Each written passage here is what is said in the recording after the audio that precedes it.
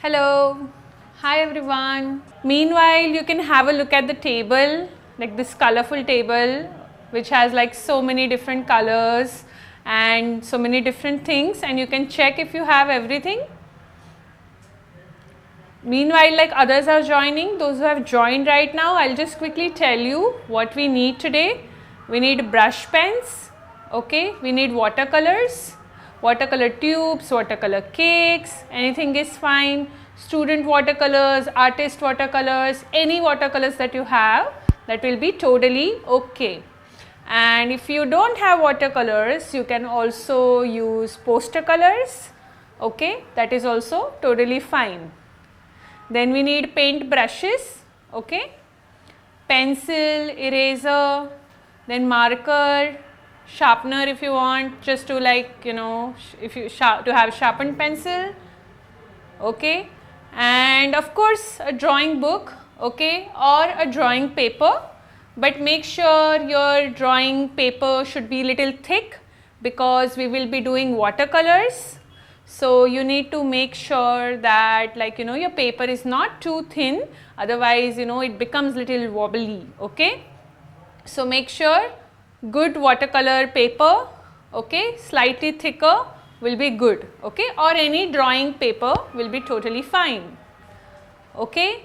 Hi everyone, like the newcomers who have just joined, I hope you are all ready with the stuff which is needed today. And you know, right, what are we making today?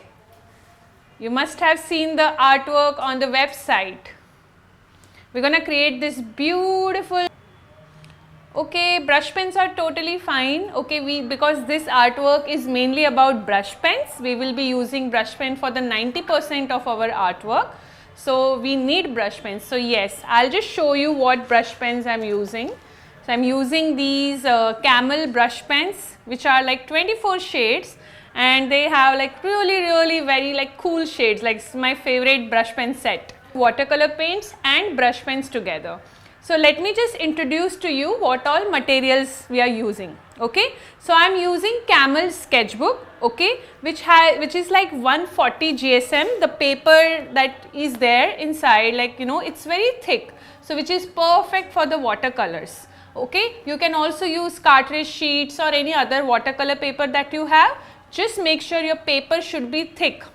Don't use the Xerox paper because that is a very thin paper, and by the time you do the painting it will become little uneven and it may not look good, okay. So make sure use a drawing paper which is slightly thicker, okay.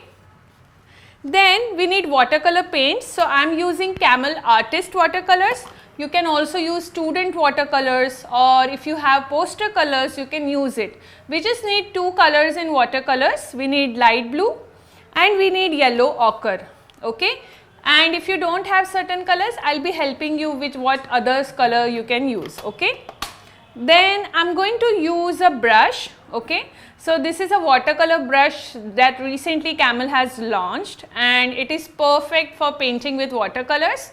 But if you don't have this brush right now, you can also use any other brush that you have in your house, okay. You can use a flat brush, you can use a round brush. Then I'm using Camel Brush Pens. So these are 24 shades that I'll be using. Just in case if you don't have brush pens which are of 24 shades, you have 12 shades. So that is also totally okay. You can use 12 shades. Make sure you have the shades which are using a marker. So I'm using fine tip permanent marker. If you don't have marker, you can also use sketch pen or like any other gel pen that you have in your house, okay. Then we'll be needing water, tissue papers. Also I'll be using a ruler, okay. So a big ruler is on the bottom of your paper, totally okay. I'm going to draw another line like this, okay. So if you see, this is how the big our entrance is looking like, okay. So make sure when you are making, okay. So you can draw another line by leaving little space, okay. And then I am going to make like small of it like this, okay.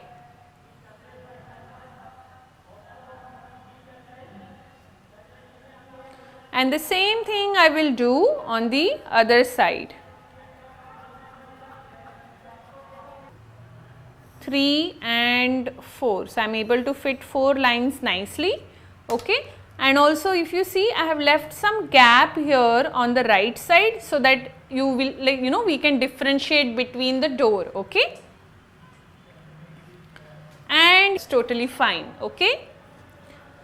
And then over here I am going to draw one straight line and another straight line like this. Okay. And one more here. Okay, it should be straight, even though like this line, these two lines are tilted, but the lines that you will make over here, they should be straight. Okay. And then again you join it together like this. Okay. For longer lines I am using a ruler. Okay. If you want, you can do without the ruler also, that is totally fine. Okay. And then over here the left side is for the grass. So, you can just draw a line over here for the grass. Okay. And on the right side, sorry, the right side is for the grass, and on the left side there is a bush. Okay. So, I am just going to place the bush like this over here. Okay. By drawing a little wiggly line, you do not need to be perfect in making this. Okay. Like no perfect curvy line or anything like that. Just make a wiggly line just to place the leaves. Okay. Because the leaves, when they grow, they do not grow in one perfect way, right. They are little wiggly here and there, up and down. So, that is the upper curve of the two is long and the lower line is short. Okay. And I have made a little paw of the cat.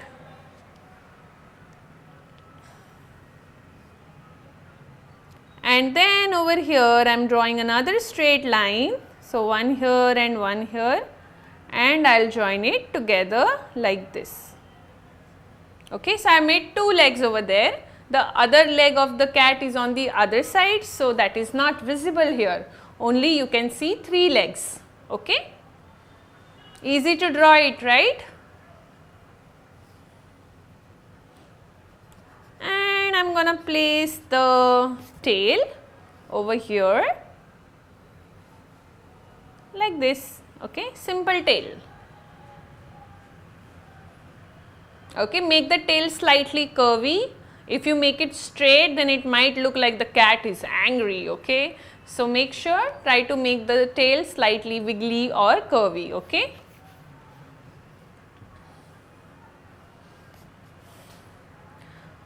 Okay, so I hope you are done with the cat. Just now, last few things we have to just like place the trees. Okay, we are not going to draw each and every leaf independently. We are just going to place it. We just need to know what will come where. Okay, so super duper lightly.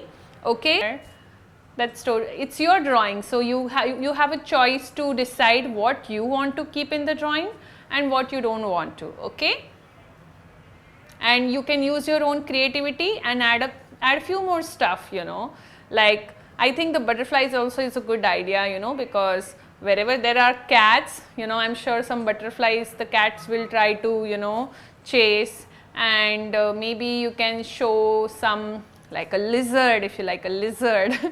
So there are different things. So make it fun and add up your own creativity. Okay. It will not stand out. Okay. So make sure you make it lighter. Okay. Don't make it very dark. So it is almost looking like a light blue sky. Okay. Like this. Okay. Very lightly I am just adding some wash like this. Okay. You see how light it looks. So you can use sunset shades, you can use pink color for the sky, whichever color that you use. Okay. But make sure it should be super duper light. Even if it's like almost if it go little bit more over the light green, so that it kind of shows that the colors are mixing, or like, you know, overlapping along with each other properly, and because of that you don't see that separation in the artwork. Okay, so it looks like they are all going along well. Okay, so if you want more like fluorescent color to come inside, you can just simply take it and add it like this. Okay, so take the color, keep dabbing, just with brush pens, keep dabbing. Now remember those. So here I am adding the colors by dabbing, like the flowers, by dabbing the brush pen. Okay, so if you only dab the tip of the brush pen, you will get very teeny tiny smaller lines. Okay, so make sure you dab at least like little side portion of it, so that you get slightly thicker flowers. Okay, so I am going to place some more over here. I am using more of lighter colors. You can also use darker colors if you want, or if you want to make it totally colorful, you can do with whichever color that you like. Okay, if you see, I am also leaving some space in between these dabs. That's very important, because if you like add up all your dabs so close to each other like this, for example, you see I am not leaving any space here. If you do it like this, then it becomes a lump of something, it does not look like flower. Do you think this looks like a flower? No, because there is no gap as such, right? So make sure when you are doing it, leave some gaps so that the flowers will stand out from each other. Okay, the strokes are abstract, but when you will do the entire artwork, it will start making sense. Okay, so don't do it like this. This is no. Okay, and this is what you need to do. Okay, and then I will just continue over here. Okay, I am just gonna do one little thing. Remember, I had asked you to make this line little lighter. Okay, just I am gonna erase it. Okay, only I am able to see this line now, or maybe you are also, and slightly darker, but that's totally okay. Okay, you can add some fluorescent color also in between, like this. Okay, so here I am adding the color like this by dabbing like this. Okay, and tinge of dark green, if you want, you can add it in between. Okay, actually when it is going over the pink, it is kind of making it dark green only. Matlab, I don't have to do it separately, but if you feel like your color is not dark enough or something, you can definitely add, like take some dark green and add over it. Okay, but be careful with the darker colors, don't add too dark, otherwise the darker spots, they stand out too much. Okay, so make sure that you do it little bit, but accompany it with the lighter shade. Okay, so here, and I am doing the dark green over the light green, but little bit only. I am not putting too much pressure on my pen. Okay, just like that. Okay, and just to have like slightly like the sunlight falling on the top of it effect. Okay, I will just take some yellow and I will just add it in between randomly. Okay, you can go over the light green, but it will not make a big difference, because light green is like darker than the yellow color, right? So you can just do little cute and beautiful. Okay, so here I have taken the grey color and I am just going to add up little bit like this. Okay, just little like my cat is like black and white. Okay, so or grey and white, so I am just going to add up some color like this. It can be done with brown or any other color that you want, totally fine. Just to show that okay, this is where the door is going to open, or maybe there is something behind. Okay, maybe there is a room inside or something like that. Okay. Okay, so just last few touch-ups. Okay, I am just giving little border to the step with the brown color. You can use a sketch pen here, or if you are using a brush pen, make sure you use a tip of it, okay. And after this step is done, I'll just check if anything is left. Not really. Loved it. I really like, you know, the way it has turned out. So I'm also excited to see how you have done it. And yeah, that is it. If you have any questions, please let me know in the chat box. And for future workshops, follow Kokuyo Camlin, and you'll also get some emails about it. Okay. Any questions?